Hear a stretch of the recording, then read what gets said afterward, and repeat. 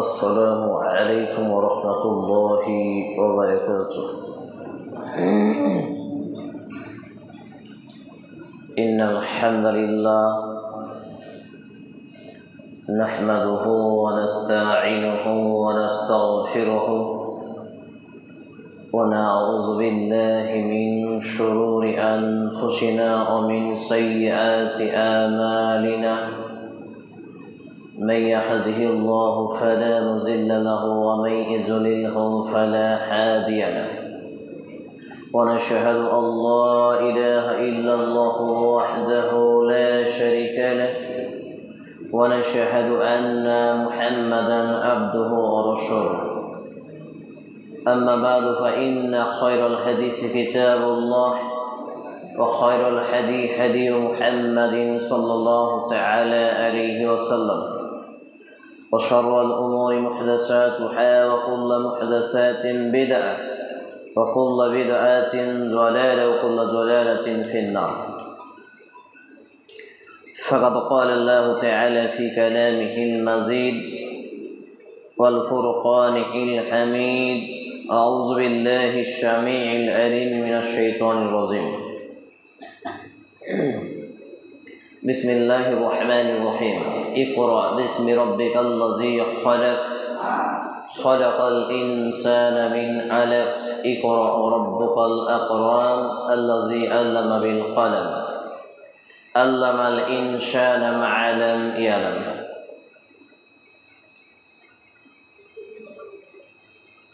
قال النبي صلى الله تعالى عليه وسلم: طلب العلم فريضة على كل مسلم. رواه ابن ماجه بسند صحيح.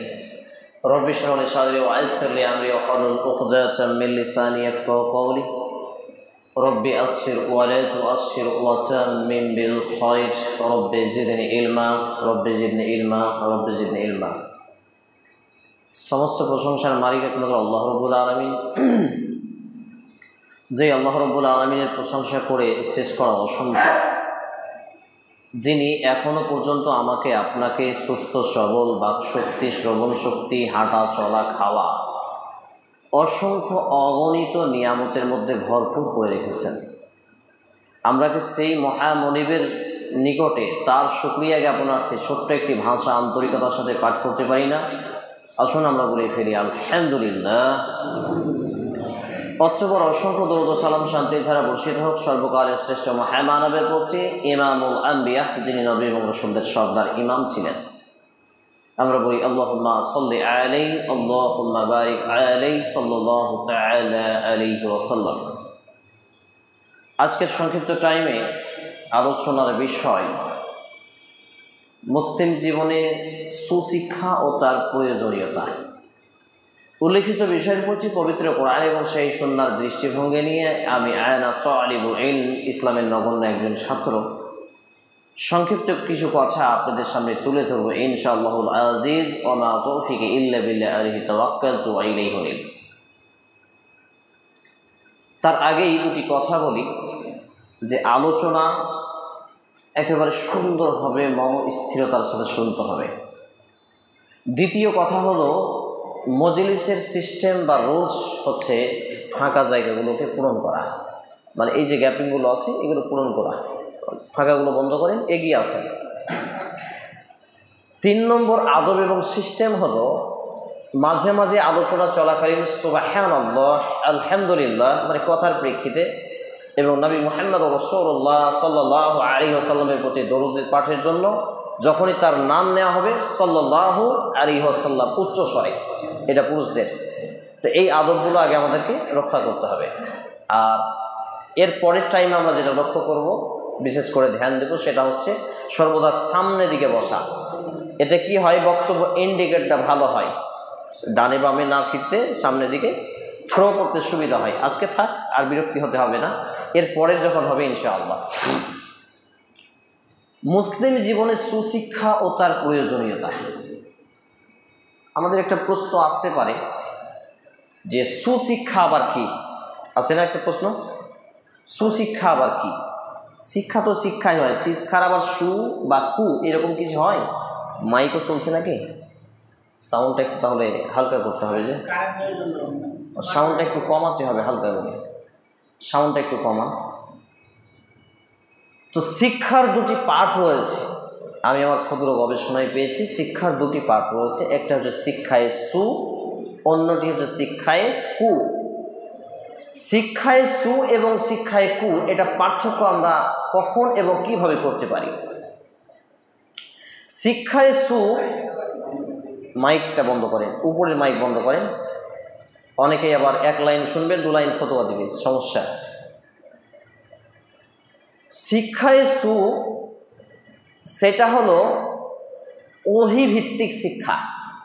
মনে থাকবেন আমাদের, আমি আপনাদের সঙ্গে কথোপকথন করব, আপনাদের জ্ঞান দেওয়ার যোগ্যতা আমার নেই, সবাই দিনই ভাই, কেউ না কেউ কোনো না কোনো জ্ঞানে বেশি আমার থেকে। শুধু আপনাদের ভুলে যাওয়া কথাগুলো আমি জাস্ট স্মরণ করিয়ে দেব, এবং আপনাদের সঙ্গে কথোপকথনের মাধ্যমে আমারও অভিজ্ঞতা বাড়বে, আমারও জ্ঞান বাড়বে। আমি আপনাদের শিক্ষা দিতে আসিনি, স্মরণ করাতে এসেছি ভুলে যাওয়া কথাগুলো। সেই সঙ্গে আমার সঙ্গে সঙ্গে সাড়া দেবেন, তাহলে বুঝতে পারবো যে হ্যাঁ আপনি বুঝতে পারছেন বা আমরা বুঝতে পারছি। একটু বাড়ান হালকা সাউন্ডটা, উপরে মাইক বন্ধ করে। তো শিক্ষায় সু হচ্ছে ওহী ভিত্তিক শিক্ষা। ওহির আবার দুটি ভাগ রয়েছে, একটা হচ্ছে ডাইরেক্ট ওহি, ওহিয়ে মাতলু, যেটা হচ্ছে কিতাবুল্লাহ, আল্লাহর কিতাব। আর একটা হচ্ছে ইনডাইরেক্ট ওহি, যেটা হচ্ছে ওহিয়ে গায়রে মাতলু, রাসূলুল্লাহ সাল্লাল্লাহু আলাইহি ওয়াসাল্লামের সুন্নাহ বা সহিহ হাদিস। আবার অনেকটা কমিয়ে দিল নাকি, অপারেটর ভালো নেই, অপারেটর। তো আমরা বুঝতে পারলাম শিক্ষার দুটি পাঠ, একটা হচ্ছে শিক্ষায় সু, অন্যটি হচ্ছে শিক্ষায় কু। আবার এই শিক্ষাটা হচ্ছে ওহী ভিত্তিক, ওহিরও আবার দুটি পাঠ। মানে এইগুলো একটা ক্লাসের মতো করে সিস্টেমেটিক বোর্ডে বোঝানো বেশি সম্ভব, মানে বেশি সূক্ষ্মভাবে বোঝানো যায়। তো যেহেতু আজকে ওই রকম প্রসেসিং হয়নি, সেই জন্য ইঙ্গিত দিচ্ছি আপনাদের যে ওহিয়ে মাতলু এবং ওহিয়ে গায়রে মাতলু দুটাই কার বিধান? কথা বলেন, দুটোই আল্লাহ তাআলার বিধান। আমাদের সমাজে কিছু মানুষ আমরা আছি না, যে আমরা বলি কোরআন মানলেই তো হয়, হাদিস মানার কি দরকার, আমরা বলি না অনেকেই। কিন্তু আমাদের এটা বুঝের ফেয়ার, আমাদের অজ্ঞতার একটা পরিচয়। কারণ আমি যদি আপনাকে বলি সূরা আল মাইদা 5 নম্বর সূরা 6 নম্বর আয়াত, আল্লাহ তাআলা বলছেন যে তোমরা যখন পবিত্র অর্জনের জন্য আগে অজু করবে তো আগে মুখমণ্ডল ধুয়ে নাও। তো অজুতে আমরা মুখ ধুই না হাত ধুই? আগে হাত ধুই। তাহলে আমরা যদি কোরআন শুধু মানি, হাদিস না মানি, আমরা বিপদে পড়ে যাব। বিপদে পড়বো না? আল্লাহ তাআলা বলছেন বিয়ে করো, 2, 3, 4 ইনসাফ করতে না পারলে একে ফিরে এসো। তো বিয়ে কিভাবে করব, কোন মেয়েকে করব, কাকে করব, এটা জানার জন্য কোথায় যেতে হবে? সহিহ হাদিসে যেতে হবে। তো তাহলে বোঝা যাচ্ছে কোরআন এবং সহিহ সুন্নাহ বা সহিহ হাদিস একটি অপরটি থেকে আলাদা নয়, একটি অপরটি থেকে আলাদা নয়। একটা সরাসরি আল্লাহ রাব্বুল আলামিন জিবরিল আলাইহিস সালাম মারফুত নবী মুহাম্মদুর রাসূলুল্লাহ সাল্লাল্লাহু আলাইহি ওয়াসাল্লামের উপরে নাজিল করলেন। আর আরেকটা হচ্ছে নবী মুহাম্মদ রাসূল সাল্লাল্লাহু আলাইহি ওয়াসাল্লামের কথা, কাজ, আখলাক, আদব, সিস্টেমেটিক, চলন ফিরন, উঠা বসা যাবতীয় ইত্যাদি। তাহলে এখান থেকে একটা স্পষ্ট আমরা ধারণা পেলাম। আমি এটার উদাহরণ এভাবেই দিয়ে থাকি যে আমার এটা শরীর, শরীরের মধ্যে একটা আত্মা আছে আর একটা হচ্ছে মস্তিষ্ক, হেড অফ দ্য ডিপার্টমেন্ট, তাই তো?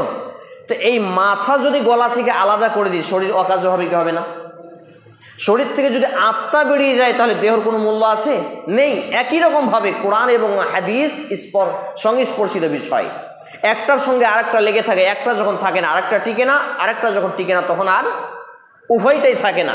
তাহলে যে কোরআন মানলো সে হাদিস মানলো, যে হাদিস মানলো সে কোরআন মানলো। তাহলে এখান থেকে আমাদের এই বুঝটা নিতে হবে। এবারে আসি যে মুসলিম জীবনের সুশিক্ষার প্রয়োজনীয়তা কি। তাহলে কি আমাদের যে জেনারেল লাইনে আমরা যে পড়াশোনা করি বা আমাদের ছেলে মেয়ে বা আমাদের আত্মীয় স্বজন বা আমরা যে স্টাডিজ করি এটা কি চলবে না? এখানে আমাদের একটা ভুল ধারণা ঢুকে আছে। আমরা মনে করি যে মৌলভী সাহেবদের শুধু কাজই হচ্ছে শুধু কোরআন পড়ায়, এটা আর বাকিগুলো পড়তে বলে না। আপনি আমার যতগুলো বক্তব্য দেখবেন শিক্ষা বিষয়ে, এডুকেশন বিষয়ে, প্রত্যেকটা বক্তব্যে আমি জেনারেল শিক্ষাকেও প্রমোট করেছি, কিন্তু সেটা কার সাথে? ওহীভিত্তিক শিক্ষার সাথে। বোঝাতে পারছি?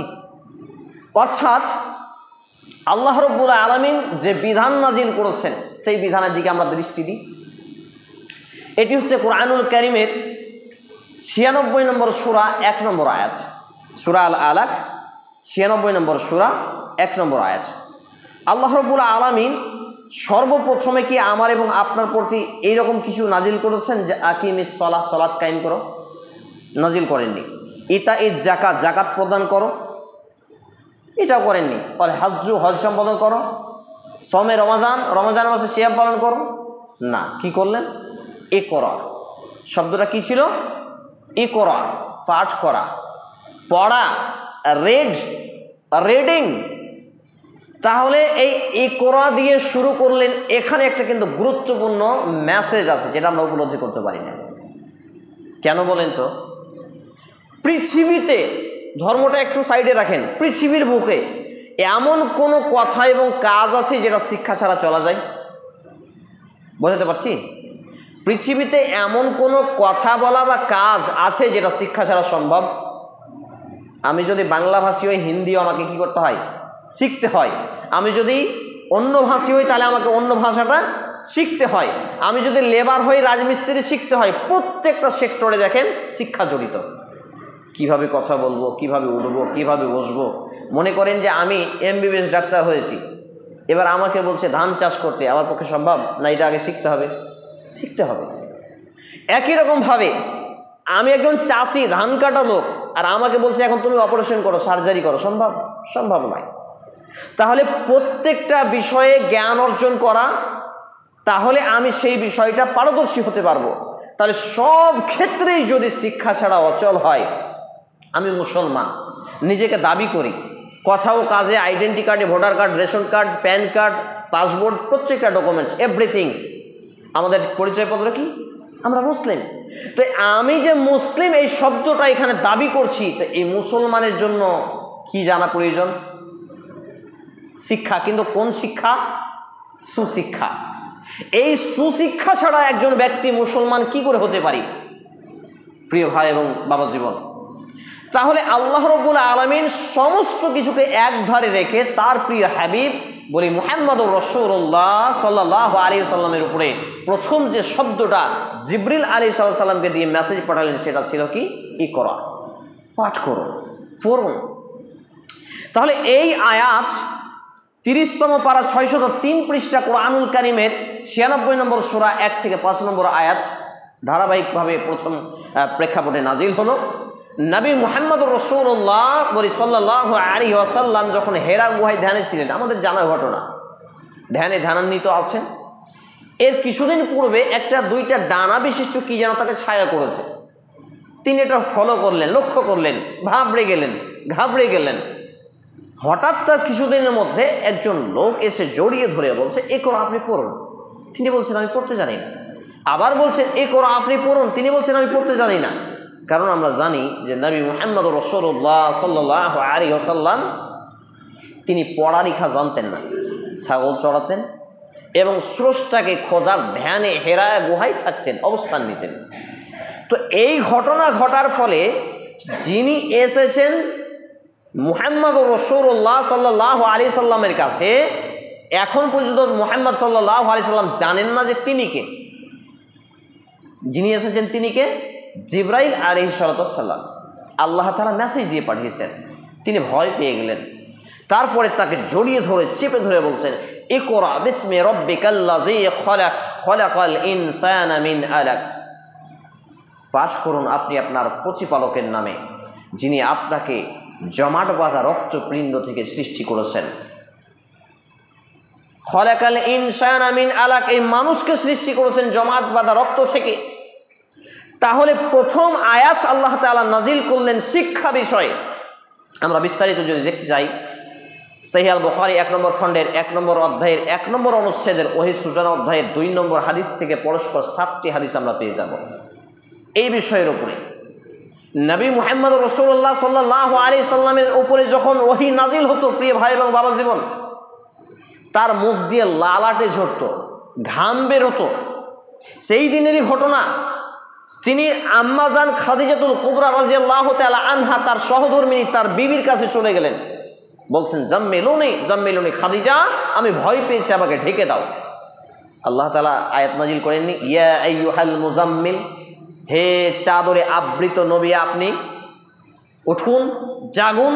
মানে তিনি এই যে প্রথম শব্দ বলেছিলেন কি, আমাকে ঢেকে দাও, আবৃত করো, ভয় পেয়েছিলেন।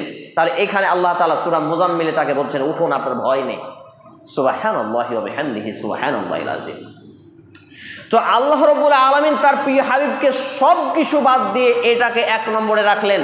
তাহলে এই আয়াত এবং ওহীর সূচনায় এই হাদিসগুলো প্রমাণ বহন করে যে মুসলিম জীবনের সর্বপ্রথম ইবাদত হচ্ছে শিক্ষা, সুশিক্ষা। বোঝাতে পারলাম?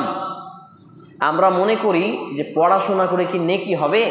ফরজ 5 ওয়াক্ত সালাত আদায় করে যা নেকি হয় তার থেকে বেশি নেকি হবে কোথায়? এই শিক্ষা অর্জন করে। কারণ লেখাপড়া করে না যারা, গাড়ি ঘোড়া চড়ে না তারা, আমরা ছোটবেলায় পড়েছি, শুনেছি নাকি? তখন আমার বয়স খুবই কম, ক্লাস 2 কিংবা 3-তে পড়ি। তা আমি পাল্টি মেরে স্কুলে বলেছিলাম যে লেখাপড়া করে না যারা, চোখ থাকতে অন্ধ তারা।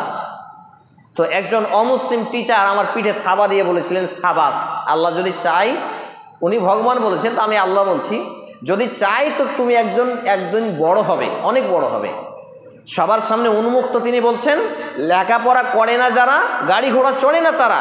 আমি বললাম যে যারা লেখাপড়া করে না মূর্খ, ওদের বাইক আছে, আমি দেখলাম ওদের ঘোড়া গাড়ি আছে, ওদের অনেক কিছু আছে।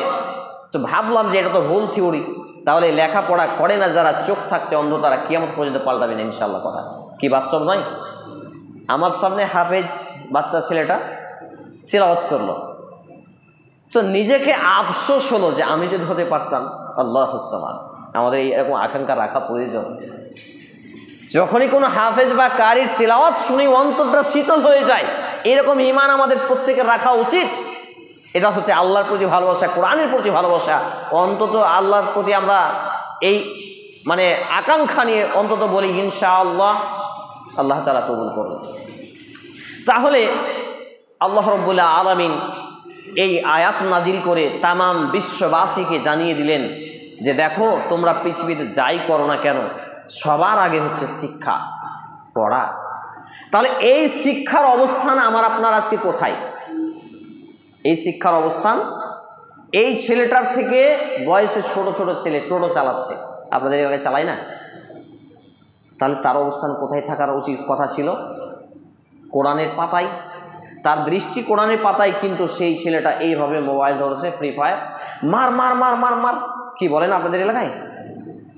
আমি এরকম খুতবা দিতে আসছি এক জায়গায়, হেঁটে হেঁটে যাচ্ছি, এই ভাইয়ের বাড়ি, বাইকে উনি নিয়ে যাবেন। তো বট গাছের তলে একসঙ্গে 12-13টা ছেলে আছে। তা আমি ফ্রি ফায়ার পাবজি বুঝি না, আমার জ্ঞান নেই ওই বিষয়ে। তো আমি ওদের সামনাসামনি হয়েছে, আর বলছে মার মার মার। আমি বলছি কী ব্যাপার, আমাকে মারবে মানে? তা আবার বলছে মার মার মার, ধ্যান তো আমার দিকে দেয়নি। তা আমি ওদেরকে বললাম যে তার কেটে গেছে নাকি? তো বলছে যান, আপনি আপনার কাজে যান। তো এদের সত্যি তার কাটা ফিউজ ওড়ায় এরা, মানে কখন কি বলে নিজের কমন সেন্স থাকে না। মার মার মার মানে কি বুঝতে পারছেন? এইরকম বলাতে 2-4টা বেটি ছেলে রুখে গিয়ে 2টা ছেলেকে চড়ও মেরেছিল আমি দাঁড়িয়ে থাকাতে।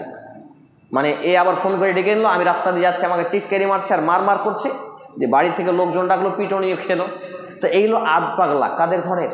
আমার আপনার ঘরের সন্তান, যাদের দৃষ্টি মনোযোগ থাকা কথা ছিল কোরআনের পাতায়, যাদের কণ্ঠটা কোরআনের সুললিত সুরের সঙ্গে মিলিয়ে যেত, তারা ফ্রি ফায়ার পাবজি সহ বিভিন্ন টিকটক, ভিগো, রিলস আর কত কি যে আছে এর মধ্যে ডুবে আছে।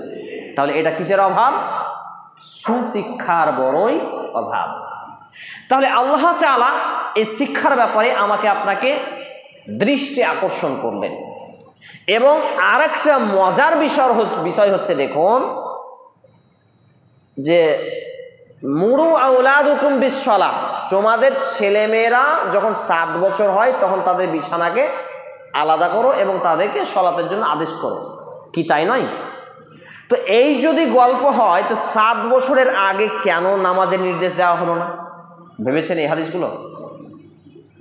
1 থেকে 7টি বছর, তাহলে তার কি ইবাদত ছিল? সে কি ইবাদতবিহীন চলবে? 1 থেকে 7 বছর পর্যন্ত বা 10 বছর পর্যন্ত ওলামায়ে কেরামগণের যেটা ইন্ডিকেট করেছেন এই বিষয়টা, যে ফরজ হয় তার উপরে 10 বছরে, কিন্তু 7 বছরে তাকে কি হয়? ট্রেনিং দেওয়াতে হয়। তাহলে 1 থেকে 10টি বছর তার কি ইবাদতটা তাকে পালন করতে হয়েছে বলেন তো? শিক্ষা। বুঝতে পারছি না? সুশিক্ষা তাকে অর্জন করতে দেওয়া হয়েছে। এই 1 থেকে 10টি বছর তার উপরে ইবাদত তো ফরজ হয়নি। তাহলে প্রাথমিক লেভেলে 1 থেকে 10 বছর পর্যন্ত আমাদের যে বিষয়ের প্রতি ইন্ডিকেট করা হয়েছে সেটা হচ্ছে সুশিক্ষা। কিতাবুল্লাহ ও সুন্নাতে রাসূল, আল্লাহর কিতাব এবং রাসূলুল্লাহ সাল্লাল্লাহু আলাইহি ওয়াসাল্লামের সুন্নাহ। কিন্তু দুর্ভাগ্যজনক ক্রমে এই শিক্ষা থেকে আমরা দূরে, এই শিক্ষা থেকে আমরা দূরে। আমাদের ছোট ছোট কচিকাচারা যারা একটু আধুনিক শিক্ষায় ছোঁয়া পেয়েছেন, একটু ব্যাংক ব্যালেন্স আছে, টাকা পয়সা ধনসম্পদশালী আছেন, এদের যত টাকা বাড়ে এদের মেয়েদের ড্রেস পোশাক তত ছোট হয়। কি হয় না? এদের মেয়েদের দেখবেন বউ বেটি এদের কাপড় ছোট হতে থাকে, এদের টাকা বাড়বে আর কাপড় ছোট হবে। আপনি প্রমাণ চাইলে আমার এলাকা থেকে শুরু করে অনেকটি দিতে পারবো। তারপর আরেকটা ওদের ঘামান্ড হবে, এরা যত পয়সাওয়ালা হবে কোরআন থেকে দূরে সরবে, মসজিদ থেকে দূরে সরবে। লা হাওলা ওয়ালা কুওয়াতা ইল্লা বিল্লাহ, হাদাহুমুল্লাহ, আল্লাহ তাআলা এদের হেদায়েত দান করুন। তাহলে এই যে সুশিক্ষার বড়ই অভাব এবং কুশিক্ষার বিষাক্ত ছোবলে আসক্ত তারা। কুশিক্ষাটা কি? যেই শিক্ষাতে আল্লাহর বিধান নেই, যেই শিক্ষাতে রাসূলুল্লাহ সাল্লাল্লাহু আলাইহি সাল্লামের সুন্নাহ নেই, যেই শিক্ষাতে সাহাবাই کرام রাদিয়াল্লাহু তাআলা আনহুম আজমাইনগণের কোনো শিষ্টাচার নেই, তাহলে এই শিক্ষা হচ্ছে কুশিক্ষা। আর সুশিক্ষা হলে সেইটা যেটা হচ্ছে ওহীভিত্তিক শিক্ষা, যেখানে থাকবে বড়র সম্মান, ছোটর স্নেহ, আত্মীয় স্বজনের সম্পর্ক বজায়, প্রতিবেশীর হক, তারপর আপনার মুসলমানের হক, অমুসলিমের হক, সার্বিক বিষয় A to Z। তো এই বিষয়গুলো আমি এবং আপনি তখনই উপলব্ধি করতে পারবো যখন আমি এবং আপনি সুশিক্ষা অর্জন করতে পারবো। এবার সুশিক্ষাটা নিয়ে আরেকটু বিরক্তি হচ্ছেন নাকি? মাসে একটা দিন সময় দিবেন, এটা মাসে একটা হবে ইনশাআল্লাহ। সুশিক্ষার আরেকটা এক্সাম্পল দিই। কিছুদিন পূর্বে অনেকে বলছে যে শিক্ষার সু এবং কু বলছেন, শব্দটা শুনেই খারাপ লাগছে, অনেকে বলতে পারে। কিছুদিন পূর্বে আমরা তেলকে তেল ব্যবহার করতাম, খাঁটি সরিষার তেল বলতাম নাকি? বলতাম না। আমি যখন ছোট ছিলাম ডালডা মিশাতো না, ডালডা ডালডাই থাকতো, আর ঘিও ডালডা মিশাতো না, এই জন্য এতে খাঁটি লিখতো না। ঘি তো ঘি, গাওয়া ঘি, দেশি ঘি, এইটুকু। কিন্তু যখন এর মধ্যে ডালডা মিশানো হলো, ভেজাল মিশানো হলো, তো হচ্ছে খাঁটি ঘি, খাঁটি সরিষার তেল বলা হলো না? তো যখন ইসলামটা স্বচ্ছ ছিল, ফিতনার মধ্যে ছিল না, কিংবা এর মধ্যে আবর্জনা, জাল, জয়ীফ, মৌজু, মৌকুফ, এইসব হাদিস বানোয়ার ভিত্তিহীনগুলো ছিল না। ইসলাম ইসলামই ছিল, শিক্ষা শিক্ষাই ছিল। মানে শিক্ষা ছিল মানে একজন ব্যক্তি জেনারেল শিক্ষিত হলেও সে ন্যায় নিষ্ঠবান হতো। যখনই দেখতেন কারো জমি নিয়ে যখন ঝামেলা লাগতো, যে ছেলেটা একটু বেশি পড়াশোনা, তার কাছে গ্রামের লোক ছুটে যেত, এইটা বুঝিয়ে দাও, তো ও বুঝিয়ে দিত। এখন যে ছেলেটা সব থেকে বেশি ডিগ্রিধারী, আপনার জেনারেল ডিপার্টমেন্টে যদি ধর্মীয় জ্ঞান না থাকে, আপনি তার কাছে যান, সে যদি উকিল হয় বা মোহরিল হয় বা আর কিছু হয়, আপনাকে ডাকাতি বা কসাইয়ের মতো করে জবাই করবে। কি করছে না? গলা টিপছে। তাহলে এটা সুশিক্ষা নয়। এইখানে আমরা শিক্ষায় সু এবং কু ভরতে বাধ্য, যেমন সরিষার তেল বা ঘি খাঁটি শব্দ লাগাতে বাধ্য। মানে আমাদেরকে মার্কেটিংয়ে প্রচার করতে হবে তো ভালো এবং মন্দ, সেই সূত্রে শিক্ষায় সু এবং শিক্ষায় কু। এই কোরআন শিক্ষাটা আগে একজন মুসলমানের মৌলিক শিক্ষায় রূপান্তরিত করতে হবে। কোরআন শিক্ষাটা একজন মুসলমানের মৌলিক শিক্ষায় রূপান্তরিত করতে হবে। এখানে একটা বিষয় ইন্ডিকেট করছি, দৃষ্টি আকর্ষণ করছি, যে আল্লাহ রসুল সাল্লাল্লাহু আলাইহি ওয়াসাল্লামের কাছে যারা ইসলাম গ্রহণ করেছিলেন সবাই কি এই বাচ্চা ছেলেটার মতো ছোট ছোট ছিলেন নাকি? জি, কথা বলেন না। কেউ বয়স্ক ছিলেন, কেউ ছোট ছিলেন, কেউ বড় ছিলেন, কেউ যুবক ছিলেন। তাহলে এর দ্বারা একটা ইঙ্গিত পাওয়া যায়, সুস্পষ্ট ধারণা মিলে, যে শিক্ষা নেওয়ার জন্য কোনো বয়স হয় না। আমরা অনেকেই বলি না, এখন তো চোখে দেখতে পাই না ভাতিজা, এখন তো চুলদাড়ি পেকে গেছে, আমাদের কি আর কোরআন শিখার বয়স আছে? এটা আমাদের কিন্তু ভুল ধারণা। এই ধারণাকে জড় শিকড় সহ উফড়ে ফেলতে হবে। কি এখানে ধারণা নিতে হবে? আরেকটা এখানে আপনাকে বিষয় বলি, বুঝতে সহজ হবে, যে নবী মুহাম্মদুর রাসূলুল্লাহ সাল্লাল্লাহু আলাইহি ওয়াসাল্লামের উপরে যেদিন ইকরা বিসমি রাব্বিকাল্লাযী খলাক দিয়ে ওহী নাজিল হলো, সেদিন তার বয়স ছিল কত? 40 বছর। এই 40 বছর বয়সটা আমাদের সমাজে বেশি না কম? অনেক বেশি, আমাদের থেকে বেশি নয়? 40 বছর বয়সে একজন ব্যক্তি জ্ঞান সম্পন্ন হয়, বলি সুবহানাল্লাহ, তার বিবেকটা পরিপূর্ণতা পায়। 40 বছরে যদি নবী মুহাম্মদ রাসূল সাল্লাল্লাহু আলাইহি ওয়াসাল্লামের উপরে ওহীর প্রথম ধারা নাজিল হয় এবং সেটা অব্যাহত থাকে 23 বছর পর্যন্ত। কতদিন? 23 বছর পর্যন্ত।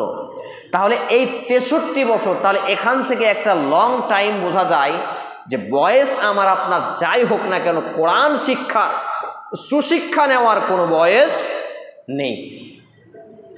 এবং নবী মুহাম্মদ রাসূল সাল্লাল্লাহু আলাইহি সাল্লামের হাতে হাত রেখে যারা ইসলামকে কবুল করেছিলেন তারা কি তাহলে আমার আপনার মতো কোরআন না জেনে সুশিক্ষা না নিয়ে মৃত্যুবরণ করেছেন? বলি নাউযু বিল্লাহি মিন যালিক। রাদিয়াল্লাহু তাআলা আনহুম ওয়া রাযু আনহুম। এই সাহাবা ইকরাম রাদিয়াল্লাহু তাআলা আনহুম একজন প্রমাণ করতে পারবেন যে কোনো একজন সাহাবী কোরআন পড়তে পারেননি বা কোরআন শিখেননি? প্রমাণ করা মুশকিল হয়ে যাবে। শুধু এইরকম কয়েকজন সাহাবের নাম পাবেন যারা ইসলাম কবুল করলেন, সলাতের ওয়াক্ত হয়নি ফরজ, কিন্তু শহীদ হয়ে গেছেন, অথচ নবী মুহাম্মদ রাসূলুল্লাহ সাল্লাল্লাহু আলাইহি সাল্লাম তাদেরকে জান্নাতি ঘোষণা করেছেন। তাহলে এই যদি ঘটনা হয়, তাহলে আমার আপনার আজকে বয়স ভাটিয়ে যাচ্ছে, চুলদাড়ি পেকে যাচ্ছে, চোখে ঝাপসা দেখছি, চামড়া জড়সড় হয়ে গেছে, তাহলে আমি এবং আপনি এখনো কেন সুশিক্ষা থেকে দূরে? এখনো কেন এই কোরআন থেকে দূরে, হাদিস থেকে দূরে? তাহলে কি আমরা প্রকৃত সুশিক্ষা অর্জন করতে পারিনি? সুশিক্ষা এই কোরআন এবং জেনারেল প্রত্যেকটা ভাষা, আমি মনে করি এবং আমি বলি, প্রায় আলোচনাতেই বলে থাকি যে একটা অমুসলিম যদি শিক্ষা অর্জন করে, যেহেতু তার টার্গেট হচ্ছে কি দুনিয়া, তার টার্গেট দুনিয়া, সে দুনিয়ার চাকরি বাকরি এটা সেটা ব্যবসা বাণিজ্য এই বিষয়ে জ্ঞান অর্জন করবে, মানে সে একটাতেই সীমাবদ্ধ। একজন মুসলিম ঘরে যখন কেউ জন্মগ্রহণ করবে, এটা আমার গবেষণা, তখন তাকে কোরআনের জ্ঞান অর্জন করতে হবে, কোরআন হাদিসের মানে আরবি। দ্বিতীয়ত তাকে বাংলা শিখতে হবে, কারণ মাতৃভাষায় তাকে প্রচার করতে হবে। তৃতীয়ত তাকে ইংরেজি ইন্টারন্যাশনাল ভাষা শিখতে হবে, কারণ ইন্টারন্যাশনাল একবার আন্তর্জাতিক মানের তাকে দায়ী ইলাল্লাহ হতে হবে। চতুর্থ তাকে উর্দু, হিন্দি, মালায়ান সহ যত ভাষা আছে যথাসম্ভব তাকে প্রচার করতে হবে, শিখতে হবে, কারণ তাকে কোরআনের বার্তা হাদিসের বার্তা ছড়াতে হবে এই জন্য। কিন্তু কত দুর্ভাগ্যের ব্যাপার জানেন, আমাদের আপনাদের সমাজে, আমার আপনার ঘরের ছেলেগুলো যারা 30 পারা কোরআনের হাফেজ হয়ে গেছেন, কষ্ট নিয়েন না, কিন্তু তারা মাতৃভাষায় কোরআনটাকে মানুষের কাছে পৌঁছাবেন এইরকম জ্ঞানটুকু অর্জন করেন না। এটা হতভাগা। আর আমাদের দেশে আরেকটা দুর্বল পয়েন্ট হচ্ছে, কিছু আলেম নামের ব্যক্তিগণ, তারা শুধু একটা সময় ধরে পড়াশোনা করেছেন, পড়াশোনা করার পরে মনে করেন যে শুধু মসজিদ মাদ্রাসা করলেই যথেষ্ট, আর কিছু নেই, আল্লাহ না খাস্তা। কিন্তু এটা কি আমাদের পেশা? প্রত্যেকটা নবী রাসূলদের জীবনী দেখেন, সহিহ আল বুখারী গ্রন্থের হাদিস, আল্লাহ রাসূল সাল্লাল্লাহু আলাইহি ওয়াসাল্লাম বলছেন যে আল্লাহ রাব্বুল আলামিন পৃথিবীতে এমন কোনো নবী এবং রসুলকে প্রেরণ করেননি যাকে তিনি গবাদি পশুর চাষাবাদ করাননি। বলি সুবহানাল্লাহ। আমি যেই দিন হাদিস পড়েছি সেই দিন থেকে ছাগল পালি আজও, আলহামদুলিল্লাহ। এটা মজার বিষয়, ইন্টারেস্টিং। প্রত্যেকটা নবী রসুল নিজ নিজ কর্ম জীবন করে নিজের হাতের কামাই উপার্জন করে খেয়েছেন। সেই হাদিসের শেষাংশ রাসূলুল্লাহ সাল্লাল্লাহু আলাইহি সাল্লাম বলছেন যে সব থেকে উত্তম আহার খাদ্য হলো নিজ হাতে উপার্জিত খাদ্য। সুবহানাল্লাহ। তাহলে আমরা আজকে মসজিদ মাদ্রাসায় সীমাবদ্ধ থেকে ইসলামটাকে কিন্তু মসজিদ এবং মাদ্রাসায় সীমাবদ্ধ করে দিয়েছি, করেনি? হক কথা বলতে পারি না কমিটির চাপে। অনেক জায়গায় আপনাদের এখানে হয়তো উন্মুক্ত, কিন্তু প্রায় জায়গায় হক কথা বলতে হলে আগে বলে দেয়, এই ভাই বিড়ির বিরুদ্ধে কথা বলবেন না, মসজিদ কমিটির বিরুদ্ধে কথা বলবেন না, সুদখোরের বিরুদ্ধে কথা বলবেন না, বেঁধে দেয়। তাহলে কত ভয়ঙ্কর অবস্থা! এটা কিসের অভাব? সুশিক্ষার অভাব। এবং কিসের ফলাফল? কুশিক্ষার ফলাফল। তাহলে এর দ্বারা আমরা যেটা বুঝতে পারছি যে আমাদের প্রাথমিক লেভেলে প্রাথমিক ইবাদত হলো, সব থেকে বড় এবং বৃহত্তম ইবাদত হলো সুশিক্ষা, কিতাবুল্লাহ ও সুন্নাতে রাসূল সাল্লাল্লাহু আলাইহি ওয়াসাল্লামের সুন্নাহ সমর্থিত শিক্ষা অর্জন করা। এবং এটা আমরা ইবাদতের সওয়াব অর্জন করব ইনশাআল্লাহ তাআলা, যদি আমাদের নিয়তটা পরিশুদ্ধ থাকে। কিন্তু আবার সেই হাদিসে চলে যান, নবী মুহাম্মদ রাসূলুল্লাহ সাল্লাল্লাহু আলাইহি সাল্লাম বলছেন যে যেই ইলম দিয়ে আল্লাহকে চেনা যায়, জাহান্নাম থেকে বাঁচা যায়, জান্নাত অর্জন করা যায়।